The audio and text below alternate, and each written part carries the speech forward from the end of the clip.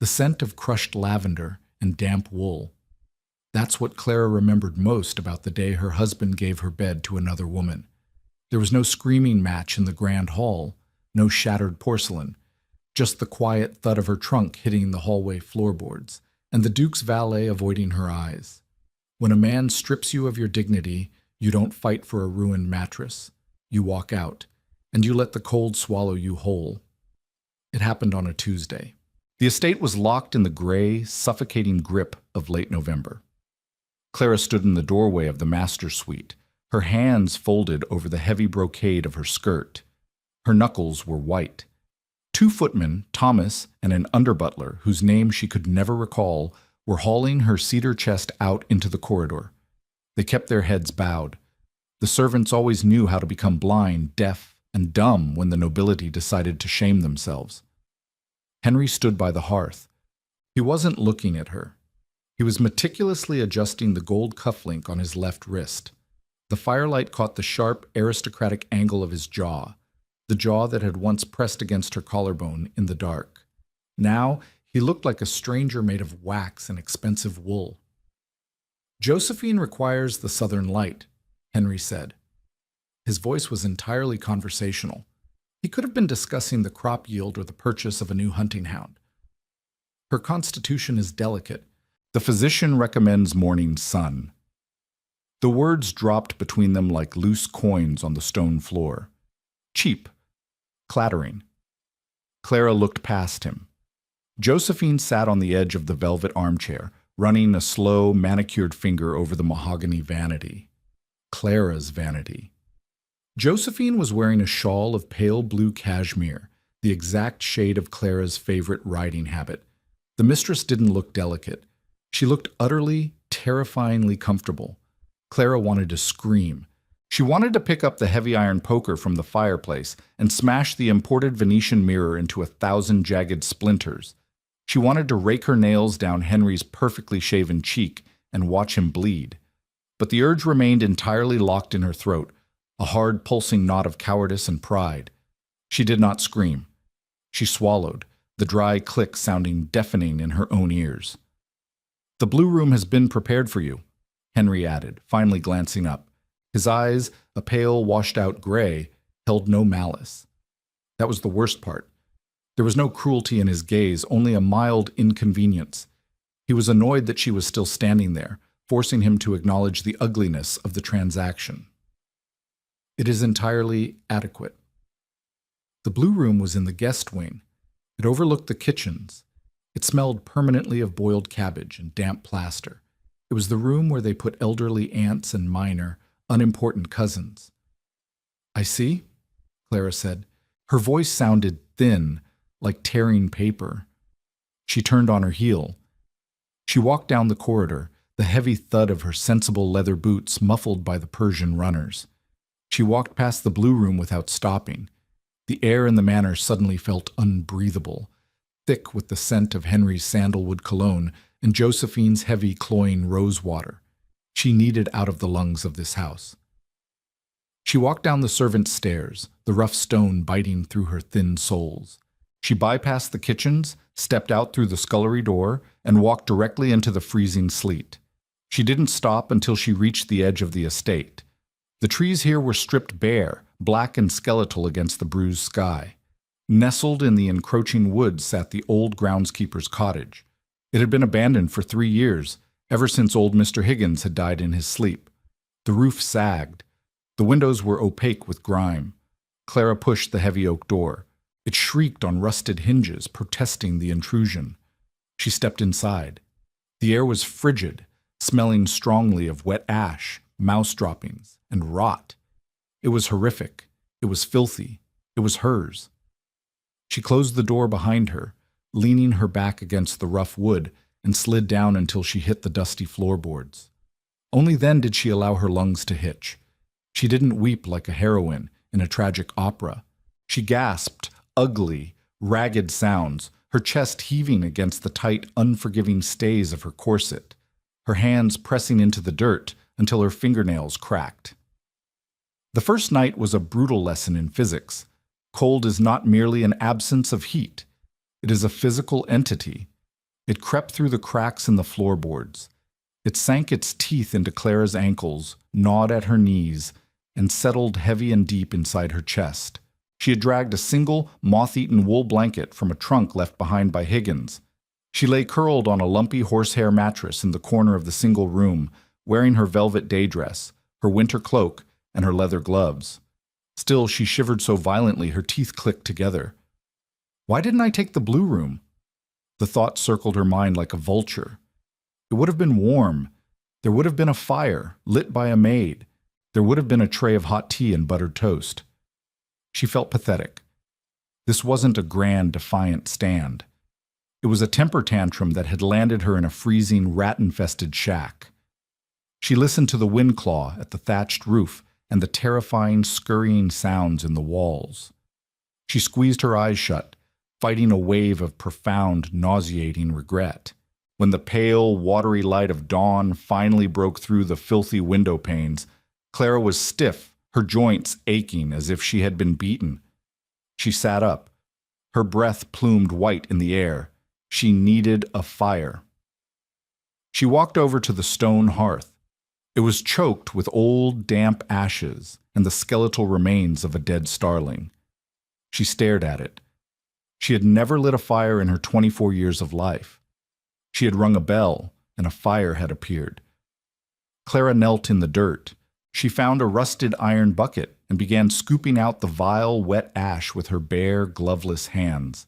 The soot caked under her nails, black and greasy. She found a few dry logs stacked in the corner, covered in cobwebs. She carried them over, the rough bark scraping against the delicate skin of her inner arm, leaving angry red welts. She found a tin box of sulfur matches on the mantelpiece. They were damp. She struck one. It crumbled. She struck a second. It hissed, smoked, and died. Please, she whispered. Her voice was raspy, unused. Just, please. She struck a third, pressing so hard the wooden stick snapped, driving a sharp splinter deep into the fleshy base of her thumb. Clara gasped, dropping the pieces. A bead of bright red blood welled up, stark against the black soot coating her hand. She stared at the blood. It was a tiny injury, insignificant, but it broke something open inside her. She let out a frustrated, guttural scream, kicking the pile of logs so hard her toes throbbed. She sat back on her heels and wept. Real, hot tears that cut tracks through the dirt on her face. She cried for the splinter. She cried for the cold. She cried for the silk sheets she had left behind, and the husband who hadn't even bothered to watch her walk away. 10 minutes later, the tears stopped. The cold remained. Clara wiped her nose on the expensive velvet sleeve of her dress, ruining the fabric entirely. She pulled the splinter out with her teeth, tasting the sharp, metallic tang of her own blood. She tried again. She took a handful of dry straw from the mattress, layered it under the smallest twig she could find, and struck a fourth match. It caught. A tiny, fragile tongue of yellow flame licked the straw. Clara dropped to her stomach, blowing on it gently, coaxing it, praying to it. The twigs popped. The flame grew. When the fire finally roared to life, casting a harsh, flickering light against the stone walls, Clara sat back. Her hands were bleeding and black. Her dress was ruined. Her hair was falling out of its pins in a greasy, tangled mess. She held her trembling hands out to the heat. It was the most beautiful thing she had ever seen.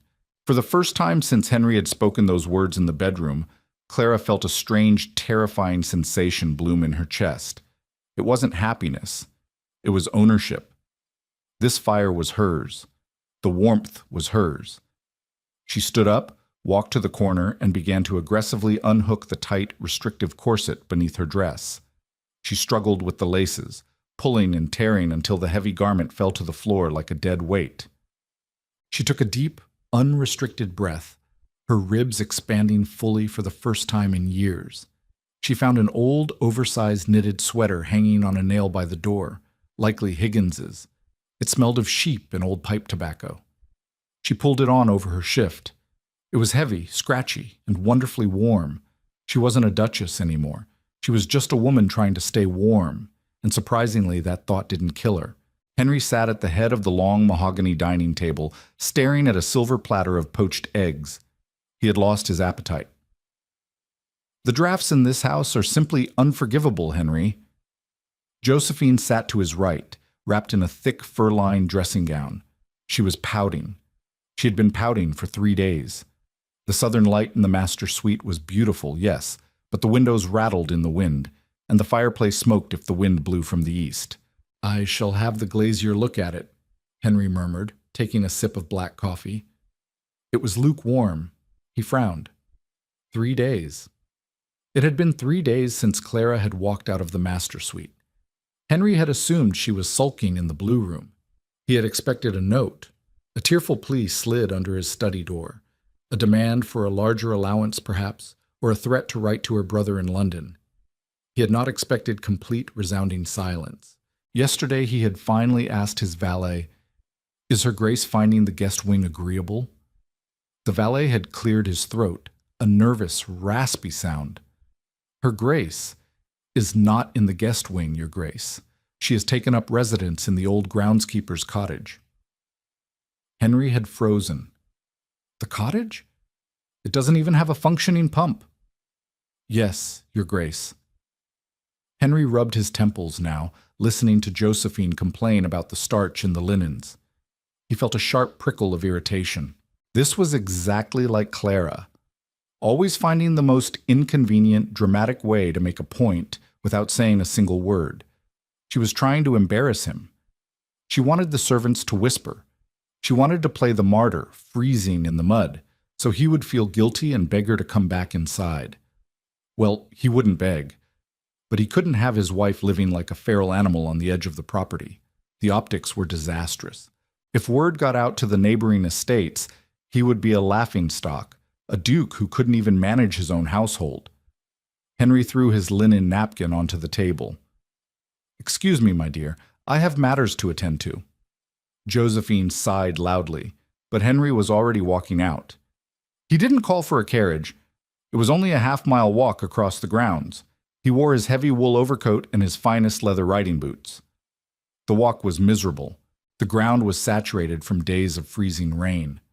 By the time Henry reached the tree line, his boots were caked in thick gray mud, ruining the immaculate polish. His irritation hardened into a cold anger. Clara would apologize for this. He would march her back to the guest wing, lock the door if he had to, and put an end to this ridiculous pantomime. He approached the cottage. Thin gray smoke was curling from the chimney. Henry stepped onto the rotting porch and banged his gloved fist against the heavy oak door. "Clara, open this door." Silence. Then the sound of heavy footsteps. The door creaked open. Henry had prepared a speech. He had prepared cold, cutting words about duty, reputation, and childish tantrums. The words died in his throat. Clara stood in the doorway. She was wearing a man's filthy, oversized sweater that swallowed her frame. Her dark hair was braided in a single, messy plait down her back. There a smudge of black soot across her cheekbone, and her hands were ruined. They were red, raw, and calloused, dirt packed deep beneath the nails. But it wasn't her appearance that stopped him. It was her eyes. Henry had expected to see red, swollen eyes. He had expected to see misery, defiance, or perhaps a desperate, lingering hope that he had come to fetch her back to their bed. He saw none of that. Clara looked at him. She didn't glare. She didn't shrink back. She looked at him with the mild, blank expression of someone who has just been interrupted while reading a slightly uninteresting book. "Henry," she said. Her voice was steady, lacking any of the nervous tremor he was accustomed to. "You're tracking mud onto my porch." Henry blinked, looking down at his ruined boots, then back up at her. "Clara, this farce ends today. You look like a beggar. Gather your things. You are returning to the house." Clara leaned against the door frame. She crossed her arms over the bulky sweater. "No." The refusal was so quiet, so devoid of heat, that Henry actually took a step back. "Excuse me?" No, she repeated. I'm not returning to the house. You are my wife, Henry snapped, his voice rising, betraying a crack in his aristocratic veneer. You will not live in a hovel like a stray dog. Do you have any idea how this looks? It looks like you gave my bedroom to your mistress, Clara said evenly. I'm not sure how you expect me to dress it up for the neighbors. Perhaps you could tell them I've developed a sudden, overwhelming passion for agriculture. Henry stared at her. He felt a sudden, bizarre sense of vertigo. This wasn't Clara. The Clara he knew was soft, anxious, always trying to anticipate his moods, always apologizing for taking up space. This woman, smelling of wood smoke and damp earth, was a stranger. It is freezing out here, Henry said, trying to regain control. You have no servants, no hot water. I boiled water this morning, Clara said. She uncrossed her arms and held up a battered tin cup. I made tea. It tastes faintly of rust, but it's hot. Would you like some? It was a genuine offer. That was the most infuriating part. It wasn't sarcasm. She was offering him a rusty cup of tea with the polite detachment of a host humoring an uninvited peddler. I don't want your damn tea, Henry growled. Suit yourself, Clara said. She took a sip from the cup. If there's nothing else, Henry, I have potatoes to peel. Good day. Before he could formulate a response, she stepped back and shut the heavy oak door in his face. The latch clicked into place. Henry stood on the rotting porch, the freezing wind whipping at his heavy coat. He stared at the closed door, his mind entirely blank. He had come here to command his wife. Instead, he felt an uncomfortable, icy sensation settling in the pit of his stomach, a terrifying realization that he had walked into a room expecting to find a caged bird and found that the cage was empty and the bird had grown teeth. The potatoes were ancient. They lay at the bottom of a burlap sack Clara had dragged from the cottage's root cellar, sporting pale, ghostly sprouts that looked like desperate, grasping fingers. Clara sat on her overturned cedar chest, holding a dull, rusted paring knife she had found wedged in a floorboard. The skin of the potato was leathery, caked with dry earth. It resisted the blade. She had to use a brutal, awkward sawing motion, the rusted metal catching and slipping, threatening to slice into her already battered thumb. When the skin finally gave way, the flesh underneath was gray and mealy. She dropped the peeled chunks into a heavy iron pot filled with snowmelt, staring at the murky water. She was incredibly, violently hungry, the kind of hunger that made her vision swim with tiny black dots when she stood up too fast. It had been 4 days since she'd eaten anything but the hard, stale heel of a loaf of bread left in Higgins's pantry. She hung the pot over the fire she had spent an hour coaxing to life. The smoke stung her eyes, making them water copiously, leaving pale tracks down her soot-stained cheeks. She needed real food. She needed dry wood. The brittle twigs and rotted floorboards she had been burning wouldn't last the week, and the temperature was dropping. The wind howled down the chimney, blowing a cloud of gray ash into the room. A sharp, heavy knock on the door made her jump. Clara froze, her hand instinctively moving to the hilt of the dull paring knife. Henry again? To drag her back by her hair? The knock came again, louder. Higgins? You dead in there, old man. I've got your winter peat. The voice was gruff, thick with a West Country burr. Not Henry. Clara stood, wiping her hands on her ruined skirt, and pulled open the heavy door. A man stood on the porch, a massive sack slung over one broad shoulder. He was weathered, his face lined deeply by sun and wind, a thick woolen cap pulled down over his ears. He stared at Clara. His eyes dropped to the oversized, filthy sweater, the matted braid, the soot on her face, and finally, the dull knife gripped tightly in her hand. You're not Higgins, he stated. His tone was wary. Mr. Higgins passed away 3 years ago, Clara said. Her voice cracked. She cleared her throat. The man lowered the sack of peat to the porch with a heavy thud. He frowned, looking past her into the dim, smoky interior of the cottage, then back to her face. Recognition dawned slowly, followed by a sharp, unfiltered shock. "Your Grace?" he asked, taking a quick, stumbling step backward. He pulled the woolen cap from his head, exposing a bald, deeply tanned scalp. Apologies, Your Grace. I didn't know. The estate manager, he pays me for the winter peat delivery for the outbuildings.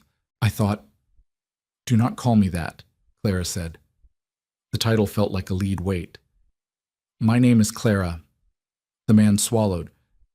I'm Henry, ma'am. Should I take this to the main house? Are you lost? I am exactly where I intend to be, Clara said.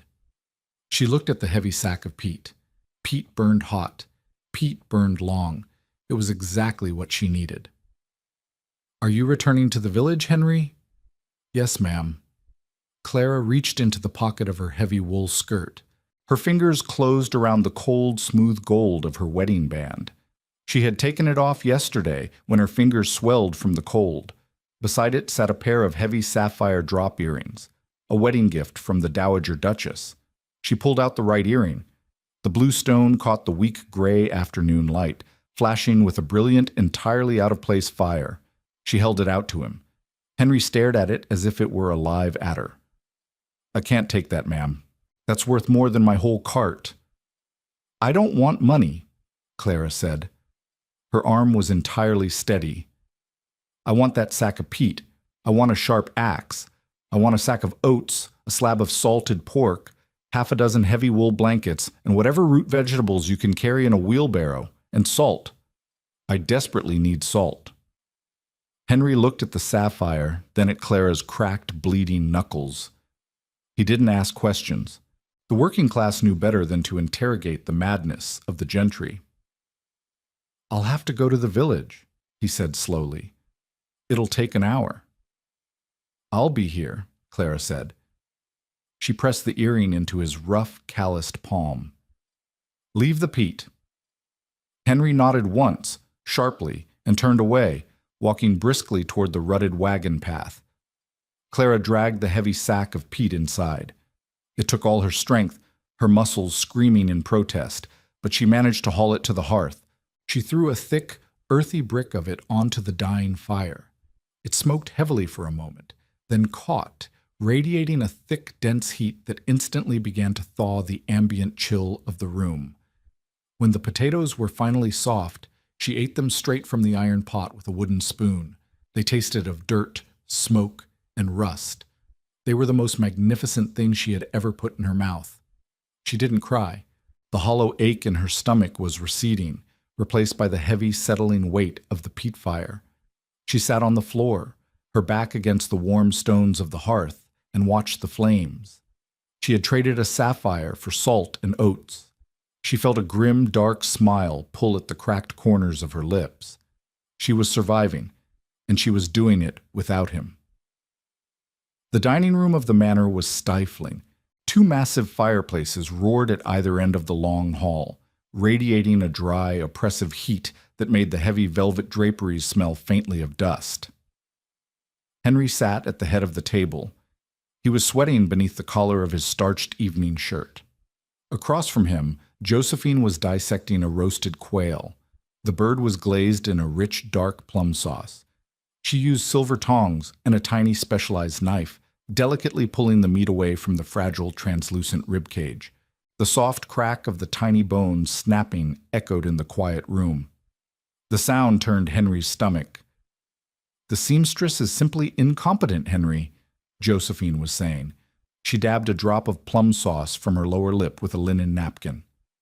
I specifically requested the bodice of the emerald silk to be lowered an inch. She brought it back today, and it is entirely too matronly. I refuse to look like a vicar's wife at the hunt ball. Henry stared at the mutilated quail. Have her redo it. She complains about the timeline, says her fingers ache from the fine needlework. The insolence of the staff here is really quite staggering.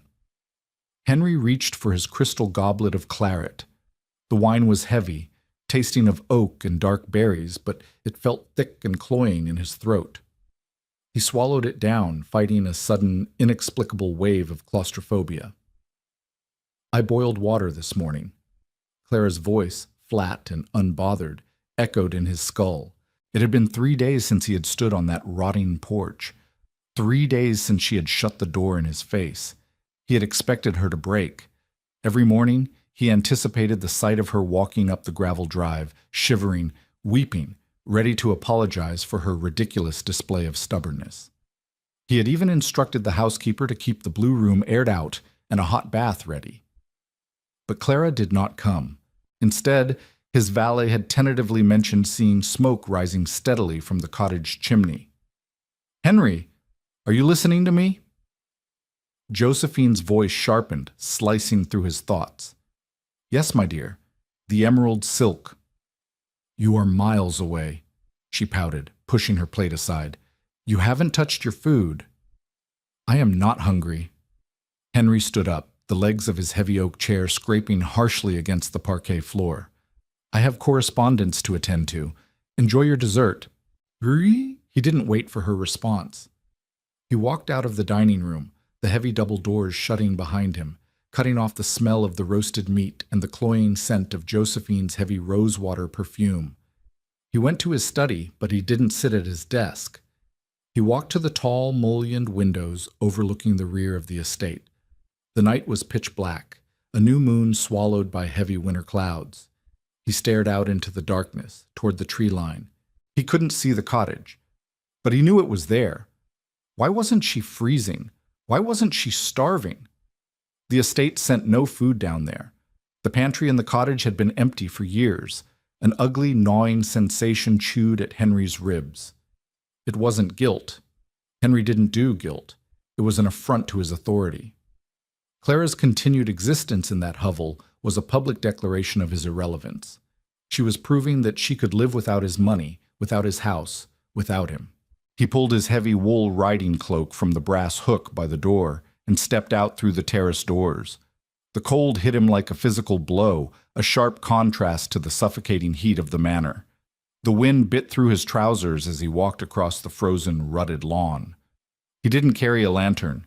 He let his eyes adjust to the gloom, his boots crunching loudly on the frost-hardened grass. When he reached the tree line, he saw it, a faint orange glow spilling from the single, filthy window of the cottage. Henry approached quietly. He felt ridiculous, skulking around his own property like a poacher, but the compulsion to look was overwhelming. He stepped onto the rotting wood of the porch, careful to avoid the loose board that groaned underfoot, and pressed his shoulder to the rough stone wall beside the window. He peered through a clean patch in the grime. The interior of the cottage was illuminated by a massive, roaring fire in the hearth. It wasn't burning the pathetic twigs he had expected. Thick, dark bricks of peat glowed with a fierce, steady heat. Clara was sitting in a heavy wooden chair pulled close to the flames. She was wearing that absurd, oversized sweater, but she had washed her face. Her dark hair was loose, falling over her shoulders in a heavy, shining cascade, drying in the heat of the fire. She was holding a thick slice of bread, using a sharp hunting knife to carve a piece of salted pork. Henry stared. Where in God's name had she gotten salted pork? Where had she gotten the peat? He watched as she took a bite of the bread and meat. She closed her eyes, chewing slowly. The look on her face wasn't the polite, measured satisfaction she displayed at the manor's dining table. It was raw, almost feral contentment. She looked utterly, completely at peace. She opened her eyes and reached down. A large, gray, scarred tomcat, a feral mouser that hung around the stables, was curled on a thick wool blanket at her feet. She tore off a tiny corner of the pork and tossed it to the cat. It snapped the meat up and rubbed its mangled ear against her knee. Clara smiled. It was a small, private smile. It didn't reach her eyes like a polite society grin. It softened the hard lines of her jaw and made her look incredibly, devastatingly young. Henry realized with a sickening jolt that he hadn't seen her smile like that in 3 years of marriage. She hadn't smiled at his jokes. She hadn't smiled when he bought her diamonds. She was smiling at a feral cat in a freezing shack because she was eating a piece of tough, salted meat. Henry's hands clenched into fists at his sides, the leather of his gloves creaking in the cold. He felt a sudden, violent surge of anger. He wanted to kick the door in. He wanted to extinguish the fire, throw the cat out into the snow, and drag her back to the manor where she belonged. He wanted to strip that look of peaceful autonomy from her face and replace it with the anxious, dependent gaze he was used to. He took a step toward the door. His hand hovered over the heavy iron latch, but he stopped. If he went in there now, he would be admitting defeat. He would be the one breaking the silence. He would be acknowledging that her presence mattered to him enough to brave the cold. Henry dropped his hand. He stepped back from the window, the image of Clara's fire-lit face burning into his retina. He turned and walked back toward the dark, looming silhouette of the manor. He didn't want her back because he loved her. He wanted her back because she was his, and Henry never let another man or woman play with what belonged to him. If she wanted to play a game of endurance, he would show her just how brutal winter could be. The peat lasted exactly 18 days. Clara had learned to ration it, banking the heavy sods with ash before she slept, so they would smolder until dawn. She learned the exact geometry of warmth, how close she could pull the lumpy mattress to the hearth without the stray sparks catching the horsehair on fire. December arrived not with snow, but with a wet, biting sleet that turned the estate grounds into a treacherous landscape of freezing mud. On the 19th morning, Clara reached into the burlap sack and felt the rough canvas bottom. Dust. A few useless, crumbly fragments. She stared at her hands. They were changing. The soft, manicured skin of the Duchess was gone, replaced by thick, yellowish calluses at the base of her fingers. A burn scar slashed angry and pink across her left wrist. She didn't hate it. It felt like armor. She pulled on the heavy wool sweater, wrapped her head in a moth-eaten scarf, and stepped out into the biting wind. She walked the 2 miles to the village crossroad. The mud sucked at her boots, threatening to pull them from her feet with every step. She waited under the dripping canopy of an ancient oak tree, her breath pluming in the damp air. She had brought the second sapphire earring. She needed more peat, another sack of oats, and perhaps, if Henry could find it, a small tin of tea. The rumble of a wooden cart sounded down the lane. It was Henry. The old draft horse plodded along, steam rising from its flanks. Clara stepped out from the shadow of the oak. She raised a hand. Henry saw her. He pulled sharply on the reins. The horse huffed, stopping in the middle of the rutted road. Henry did not climb down. He sat on the wooden bench, his weathered face tight, his eyes fixed firmly on the leather straps in his hands. "Henry," Clara said, walking toward the cart. She reached into her pocket, her fingers brushing the cold stone of the earring. "I need another delivery." "I can't, ma'am," Henry said. His voice was flat. He still refused to look at her. Clara stopped. The wind whipped the end of her scarf against her cheek, stinging the cold skin. "Is it the price?" "I have the match to the first stone. It's worth more than the peat, you know that." "It's not the stone." Henry swallowed hard. He shifted his weight, glancing nervously over his shoulder toward the distant, iron-wrought gates of the Duke's estate. "Mr. Harrison came to the village yesterday. The estate manager." Clara felt a cold, sharp drop in her stomach. "And what did Mr. Harrison say?" "He didn't make a speech," Henry muttered, his thick accent thickening with anxiety. "Just went to the tavern, bought a round of ale. Mentioned casual-like that his grace is very concerned about poachers and trespassers this winter. Said anyone caught conducting unauthorized business on estate lands or with anyone squatting on them would find their farm leases terminated come spring." The silence that followed was entirely suffocating. The only sound was the heavy, wet breathing of the draft horse and the patter of sleet against the mud. Henry. He hadn't come down to scream at her. He hadn't dragged her out by her hair. He had simply sat in his warm, dry study and quietly, methodically cut her throat. He was sealing her in. He knew she wouldn't beg, so he was ensuring she would starve. "I see," Clara said. Her voice didn't shake. The anger that flared in her chest was so bright and clean it felt entirely hollow. Henry finally looked down at her. His eyes were deeply, painfully apologetic. "I've got 5 bairns, ma'am. If I lose the tenancy, we starve. I can't help you. Nobody in the village will. They're terrified of him." "I understand, Henry," Clara said softly. She took a step back from the cart. "You must protect your family." Henry reached behind the wooden bench. He grabbed a small, tightly bound bundle of dry kindling and tossed it over the side. It landed in the mud at Clara's feet with a wet thud. "God preserve you, ma'am," he whispered. He cracked the reins, and the cart rolled away, the wooden wheels churning the icy mud. Clara stood alone on the road. She looked down at the bundle of kindling. It was a gesture of pity. She hated it.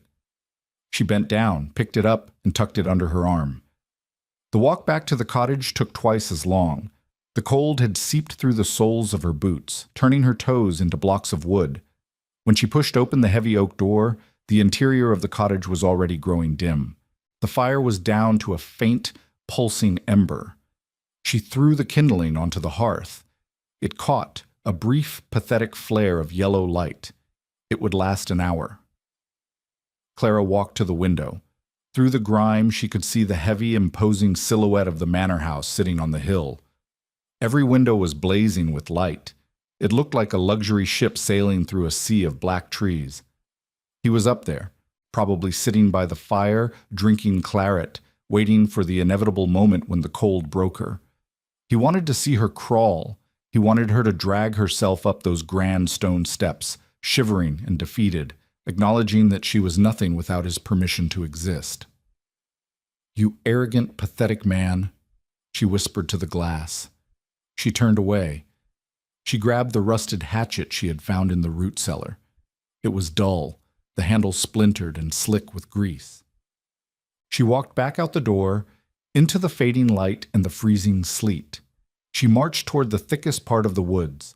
She found a fallen elm tree, its thick branches dead and gray. She raised the hatchet and brought it down. The wood was iron hard. The impact jarred her arms, sending a sharp, agonizing shock up to her shoulders. The blade barely made a dent.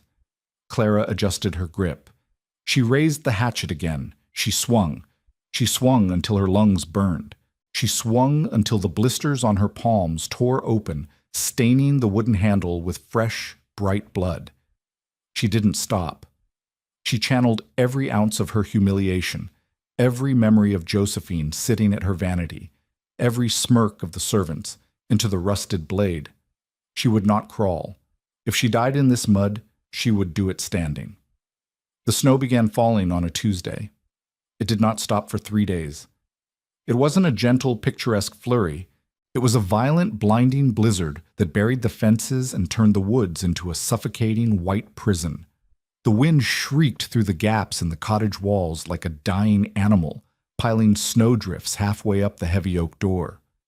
Inside, Clara was losing the war. She lay on the horsehair mattress, buried beneath every blanket, coat, and scrap of fabric she possessed. The feral tomcat was pressed tightly against her side, shivering violently. The fire was dead. She had burned the last of the elm branches 2 days ago. She had tried to go out for more, but the snow was waist deep, and her legs simply wouldn't hold her. She was sick. It had started as a dry, rattling cough deep in her chest. Now it was a heavy, fluid weight that made every breath a torturous, gasping effort. Her skin was alternating between burning, slick heat and violent, uncontrollable shivers that made her teeth click so hard she chipped a molar. The cottage was dark. The window was entirely covered by a snowdrift, blocking out the daylight. Time had lost its meaning. It was just a continuous, agonizing stretch of gray cold and the harsh sound of her own ragged breathing. Just close your eyes. The thought was seductive. It felt heavy and soft, like velvet. It would be so easy to stop shivering, to let the cold seep into her bones until it reached her heart and stopped the painful, erratic thumping. She turned her head. The movement sent a spike of pure, nauseating agony through her skull. In the dimness, she could see the rusted paring knife sitting on the floorboards. She stared at it. She couldn't feel her feet anymore. The cold had eaten them. "He wins," the dark voice in her fevered brain whispered. He starved you out, and you let him." "No," Clara croaked. Her throat felt lined with shattered glass. "No." She tried to sit up. Her arms collapsed beneath her, entirely devoid of muscle. She fell back against the mattress, a wet, ugly sob tearing from her chest. She was going to die here, in the dark, in the dirt. Up on the hill, the manor was eerily quiet. The blizzard had forced the cancellation of the winter ball. Josephine was furious. She had locked herself in the master suite, complaining of a migraine. Henry sat in his study. The fire in the marble hearth was blazing, throwing off waves of intense, dry heat. He held a glass of brandy, staring at the tall windows. The glass was frosted over, completely obscuring the view of the estate. The storm had broken an hour ago. The sky was a hard, brilliant, cloudless blue, the kind that only comes after a violent freeze. Henry set his glass down. He walked to the window and wiped a circle of condensation away with his thumb. He looked down the hill, toward the tree line. The woods were a solid wall of white. He squinted, looking for the thin gray ribbon of smoke that had irritated him for weeks. He scanned the sky above the trees. Nothing. The air was perfectly still. Perfectly clear. No smoke. A sudden, sharp prickle of unease started at the base of his neck. "She's conserving fuel," he told himself. "She's sitting in the dark to spite me." He turned back to his desk. He picked up a ledger. He read the same line of numbers 3 times without comprehending a single digit. How long has it been snowing? 3 days. 3 days of sub-zero temperatures. He had cut off the peat. He had ensured she couldn't buy food. He had wanted her to feel the bite of the winter, to force her hand. But what if she couldn't force the door open? What if the snow had buried the woodpile? Henry dropped the ledger. The unease morphed instantly into a cold, metallic panic. It hit him with the force of a physical blow. He didn't want her dead. A dead wife was a scandal. A dead wife meant an inquest, whispers, the utter ruin of his reputation in polite society. And deeper down, beneath the thick layers of his arrogance, something else twisted painfully in his gut. The memory of her sitting by the fire, smiling at the mangled cat. The terrifying realization that she had found a sliver of joy in the dirt that she had never found in his bed. He ran out of the study. He didn't call for his valet. He grabbed his heaviest coat and a pair of tall leather boots. "Henry?" Josephine stood at the top of the grand staircase, wearing a silk wrapper, looking annoyed. "Where are you going? The roads are impassable." "Stay in your room," Henry barked, his voice harsh and unrecognizable even to himself. He shoved his way out the heavy front doors. The cold hit his lungs like shattered glass. The snow was blindingly bright. He plunged into it. It was thigh-deep, heavy, and wet. The half-mile walk, which usually took 10 minutes, took nearly an hour. He fought his way through the drifts, his breathing ragged, his legs burning with exertion. When he finally reached the clearing, he stopped. The cottage was nearly invisible, buried under a massive dune of white. The chimney was capped with a thick plug of snow. There was no smoke. There was no sound. "Clara," Henry whispered. The wind snatched the name from his lips. He waded onto the porch. The snowdrift was blocking the door. He began tearing at it with his bare, gloved hands, digging like a frantic dog. He cleared enough space to reach the iron handle. He threw his weight against the oak. The door was frozen shut. Henry stepped back, lifted his heavy leather boot, and kicked the wood with every ounce of strength he possessed. The rusted latch shattered. The door flew open, crashing against the interior wall. The smell hit him first.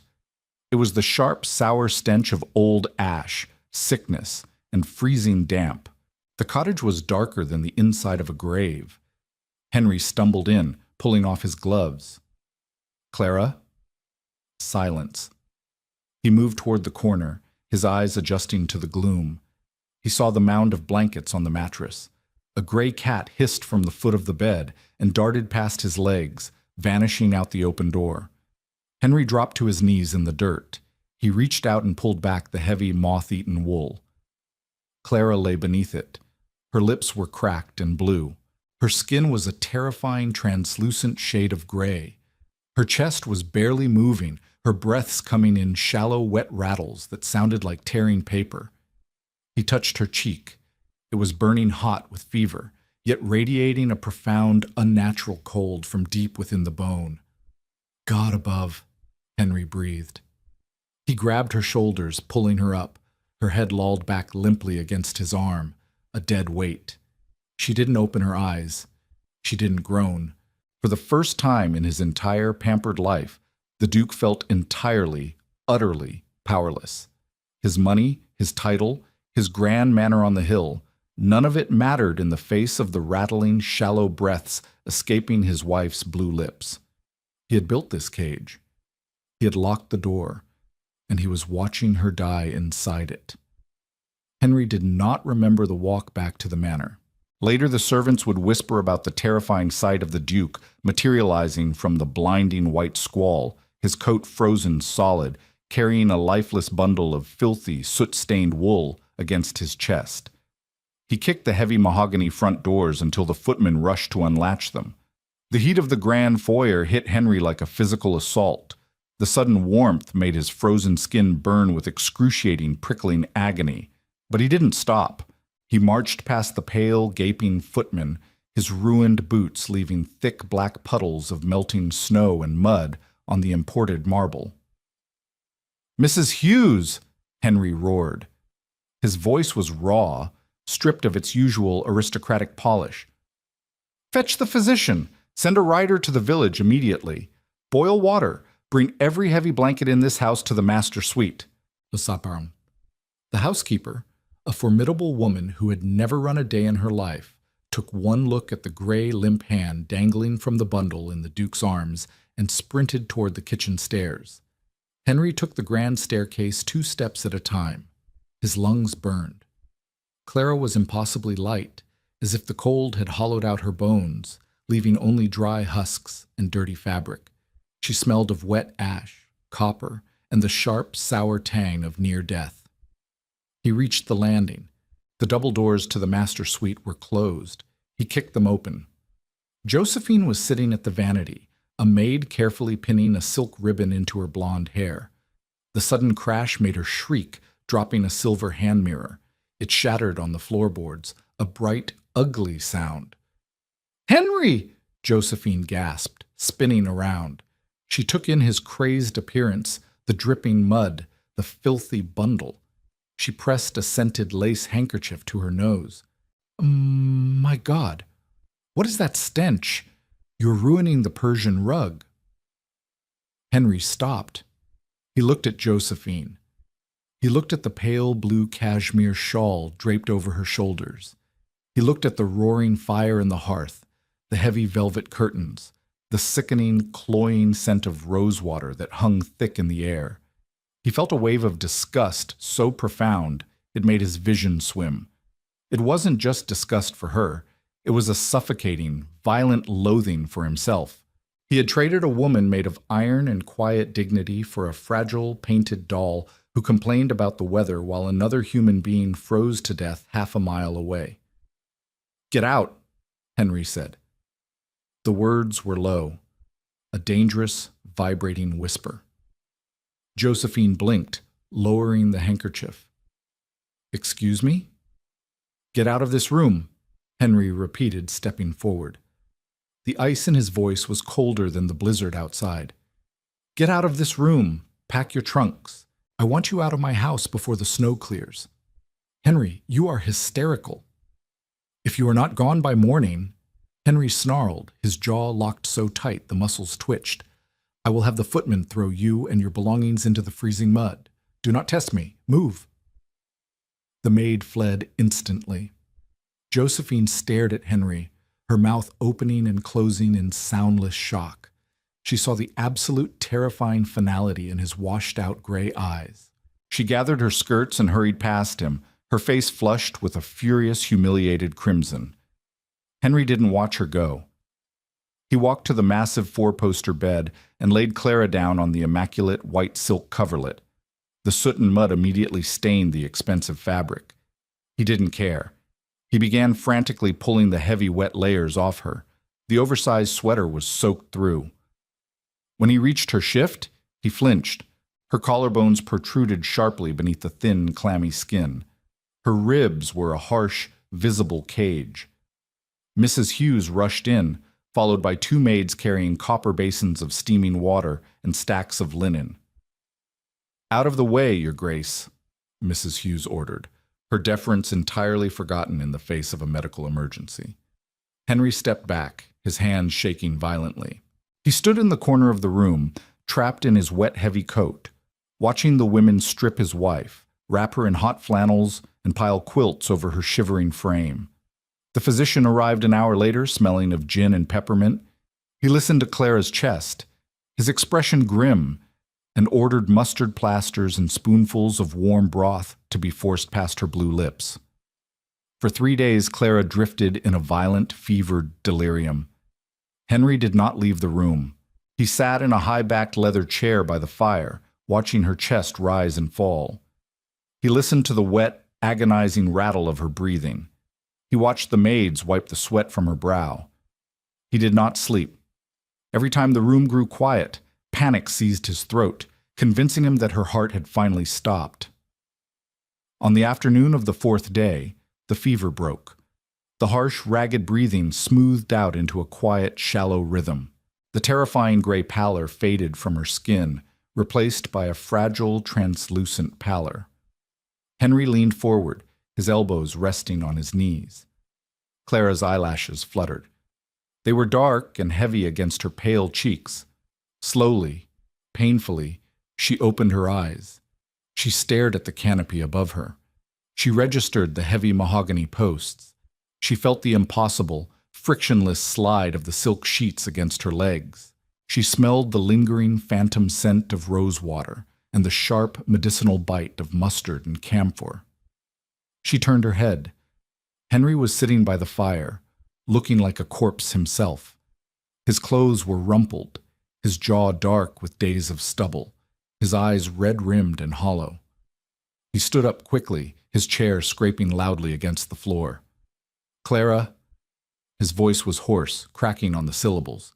He moved to the edge of the bed. "You—" The fever broke. The physician says the worst is over. He reached out, his hand trembling, wanting to touch her forehead. Clara did not flinch. She did not pull away. She simply looked at his approaching hand with a flat, entirely dead expression. Henry's hand stopped inches from her skin. He let it drop to his side. "Where is she?" Clara asked. Her voice was a ruined rasp, dry as crushed autumn leaves. "She's gone," Henry said quickly, desperate to offer this concession. "She was sent back to London 3 days ago. She will never set foot on this estate again. I swear it to you." Clara looked back up at the canopy. She didn't look relieved. She looked unspeakably tired. "I was warm," she whispered, a tear leaking from the corner of her eye, tracking a hot path into her hairline. "The peat was burning. I had oats. Why did you bring me back here?" Henry felt the breath knocked out of him, as if he had taken a heavy blow to the ribs. He had expected anger. He had expected tears. He had, even in his most delusional moments, expected a shred of twisted gratitude. He had not expected her to mourn the freezing, rat-infested shack. "You were dying," Henry said softly. "You would not have survived the night." "It was mine," Clara said, closing her eyes. The tear left a wet streak on the pillow. "It was the only thing that was mine, and you couldn't even let me have that." Recovery was a slow, humiliating process. For a week, Clara could not walk without her knees buckling. She was forced to rely on the maids to bathe her, to dress her, to feed her thin spoonfuls of beef bouillon. Henry visited every afternoon. He stood by the window, hands clasped behind his back, offering awkward, stilted updates about the estate. The snow was melting. The stables needed repair. Henry the peat carter had been given a sudden, anonymous bonus to his winter wages. Clara listened in silence. She answered in single syllables. She refused to look at him for more than a passing second. By the 3rd week of January, Clara was finally strong enough to leave the bed. She sat by the fire in a heavy velvet day dress, reading a book of poetry she wasn't absorbing.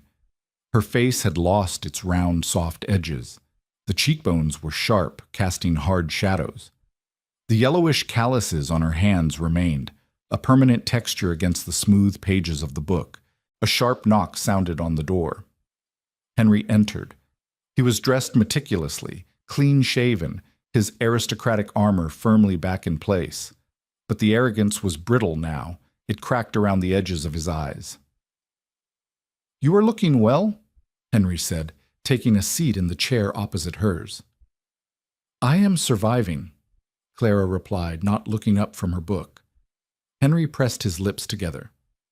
"I have drafted a new household budget. I have doubled your personal allowance. I have also instructed Mrs. Hughes that you are to have final approval over all domestic staffing and menus." He was offering her the keys to the kingdom. He was trying to buy his way out of the suffocating silent guilt that choked him every time he looked at her scarred hands. Clara slowly closed the book. She placed it carefully on the small table beside her. She finally looked at him. Her gaze was not angry. It was terrifyingly clinical.